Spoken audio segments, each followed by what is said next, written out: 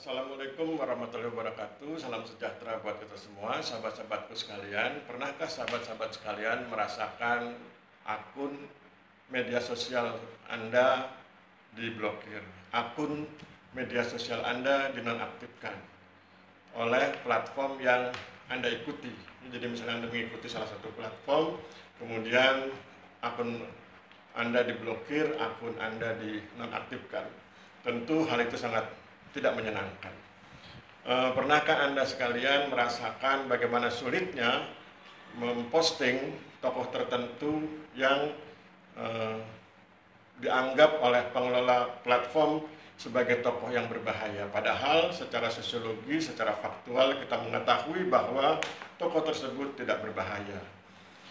Atau pernahkah Anda sekalian merasa kesulitan ketika menggunakan platform media sosial tertentu dalam menuliskan kebenaran, dalam menuliskan deretan-deretan huruf yang kemudian dimaknai sebagai sesuatu yang oleh pemegang platform atau pengelola platform sebagai tindakan kebencian, tindakan melanggar standar komunitas, dan lain-lain. Dan pada akhirnya akan bermuara pada pemblokiran atau penonaktifan akun media sosial Anda. Bila itu pernah Anda alami, maka sudah saatnya Anda sekalian untuk beralih ke platform media sosial yang relatif aman, yang relatif memberi kebebasan bagi kita semua untuk menyampaikan kebenaran, memperjuangkan keadilan, dan mendukung harmoni sosial. Platform yang saya maksud adalah YouTube. Oleh sebab itu, maka kemudian saya ingin coba tunjukkan ada 5 poin keunggulan YouTube. Pertama, YouTube itu lebih adil dan objektif. Bagi YouTube tidak akan mudah untuk tiba-tiba memblokir, tiba-tiba menonaktifkan akun Anda. Sepanjang Anda misalnya tetap menjaga kesopanan, tetap menjaga kesantunan dalam berkomentar, dalam memposting, sehingga kemudian suasana menjadi lebih sejuk dalam konteks video-video yang Anda muat di YouTube. Tentu saja Anda boleh berpikir kritis, tentu saja Anda boleh mengkritisi, tentu saja Anda boleh menyampaikan kebenaran, tetapi tentu dengan kalimat-kalimat yang santun dan tidak melanggar ketentuan yang berkaitan dengan pornografi dan porno aksi. Insya Allah kalau itu yang Anda lakukan, maka YouTube menjadi tempat yang baik. Oleh sebab itu, menurut saya YouTube menjadi dapat dianggap lebih adil dan objektif. Kemudian yang berikutnya adalah YouTube berpeluang untuk melawan kriminalisasi. Jadi ketika Anda sedang memperjuangkan tokoh tertentu yang sedang dikriminalisasi, maka itu ada peluang ketika Anda menggunakan platform YouTube. Karena di platform yang lain mungkin Anda kesulitan, karena ketika Anda memuat tokoh tersebut, Anda kemudian justru diblokir atau dinonaktifkan akun Anda. Kemudian YouTube juga berpeluang untuk menegakkan kebenaran karena Anda diberi kesempatan sebaik-baiknya untuk memperlihatkan kebenaran, untuk menyusun argumentasi yang rasional dan logis tentang kebenaran yang sedang Anda perjuangkan. Itulah poin pertama dari keunggulan YouTube. Sekarang poin kedua dari keunggulan YouTube yaitu memberi kesempatan pada YouTuber untuk mendukung kebenaran dan objektivitas serta faktualitas dari hal-hal yang mereka posting. Jadi jangan pernah meremehkan kebenaran, karena kebenaran itu memang perlu, meskipun orang menyebutnya sebagai kebenaran relatif karena konteksnya masih manusia dan kebenaran mutlak memang hanya milik Tuhan yang Maha Esa.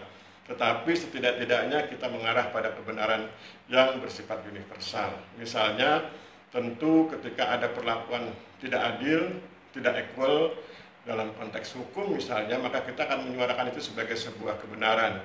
Ketika si A diperlakukan tertentu, si B diperlakukan tertentu, dan perlakuannya tidak sama padahal peristiwanya sama, maka kita akan menganggapnya sebagai ketidakadilan. Dan ketika kita mengatakan hal itu sebagai sebuah ketidakadilan, maka itu berarti kita sedang menyampaikan kebenaran. Nah, itu berpeluang untuk kita bangun, berpeluang untuk kita perjuangkan dengan menggunakan platform YouTube. Kemudian ada juga objektivitas, yaitu ketika kita mampu memperlihatkan data, terutama data-data digital dari media-media yang lain atau media-media terpercaya begitu, yang kemudian bisa mendukung kita untuk terus mempertahankan atau membela kebenaran. Dan yang berikutnya adalah kemampuan kita memperlihatkan faktualitas.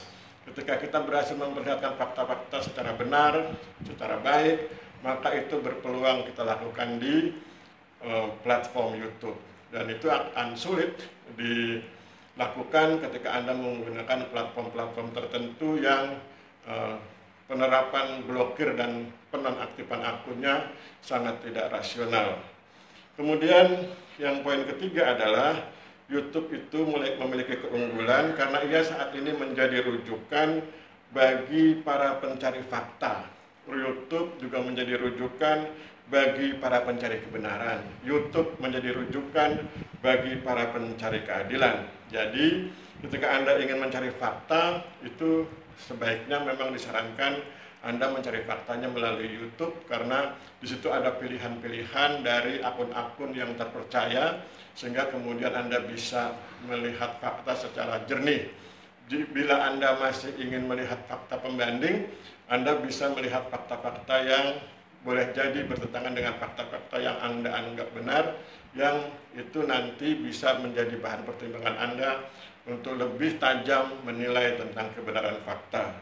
Kemudian dengan demikian, karena YouTube itu menjadi rujukan bagi para pencari fakta, maka tentu saja YouTube menjadi platform yang menjadi idola bagi para pencari kebenaran. Dan pada akhirnya juga menjadi idola bagi para pencari keadilan. Itu yang ketiga. Sekarang masuk yang keempat.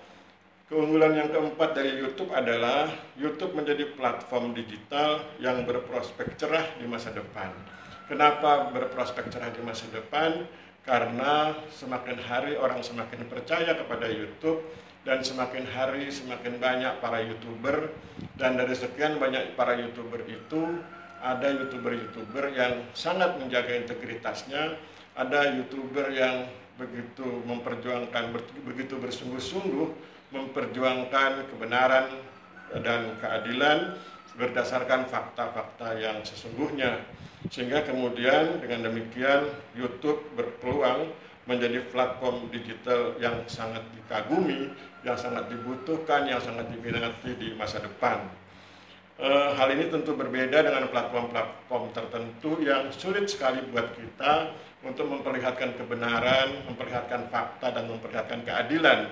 Karena ketika kita menulis misalnya tokoh tertentu, akun kita langsung diblokir, akun kita langsung dinonaktifkan. Ketika kita memperlihatkan fakta tertentu, maka begitu juga akun kita diblokir, akun kita dinonaktifkan. Ketika kita bicara tentang kebenaran, akun kita diblokir, akun kita dinonaktifkan. Itu adalah platform-platform yang besar kemungkinan lama-kelamaan akan ditinggalkan oleh para netizen. Jadi dengan demikian menjadi relevan, menjadi logis, menjadi rasional ketika saya mengatakan bahwa YouTube merupakan platform digital yang punya prospek masa depan yang baik.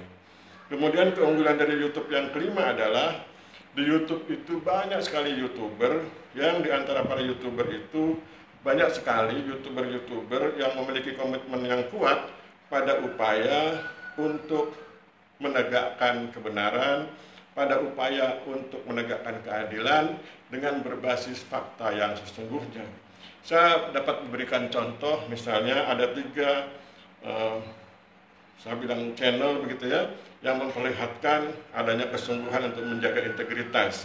Misalnya ada channel Neno Warisman channel, ada channel Edi Mulyadi channel, ada channel Satu Indonesia News Network, kemudian ada channel Refli Harun. Itu adalah channel-channel yang sungguh-sungguh berupaya menjaga integritas, sungguh-sungguh berupaya untuk menegakkan kebenaran, sungguh-sungguh berupaya untuk menegakkan keadilan dengan berdasarkan fakta sesungguhnya. Jadi saya ulangi, ada beberapa channel yang bisa Anda ikuti dari para YouTuber kita, dari para YouTuber yang sungguh-sungguh berintegritas. Saya ulangi, ada 4, misalnya sementara ini ada 4, dan nanti itu bisa ditambahkan oleh sekian banyak YouTuber berikutnya ya.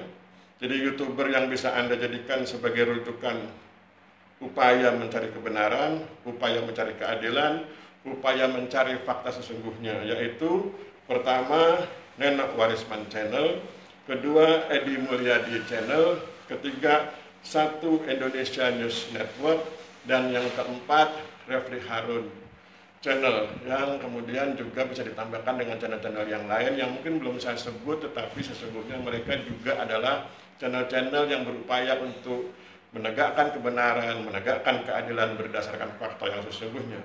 Sahabat-sahabatku sekalian, itulah 5 poin keunggulan YouTube yang boleh jadi menjadi pertimbangan kita untuk segera meninggalkan platform-platform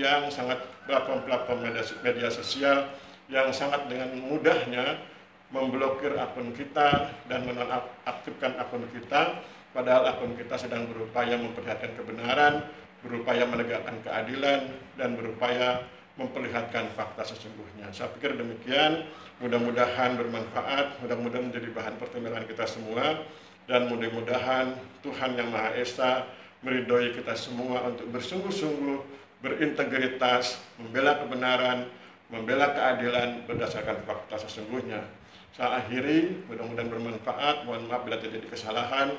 Wabillahi taufik wal hidayah. Wassalamualaikum warahmatullahi wabarakatuh.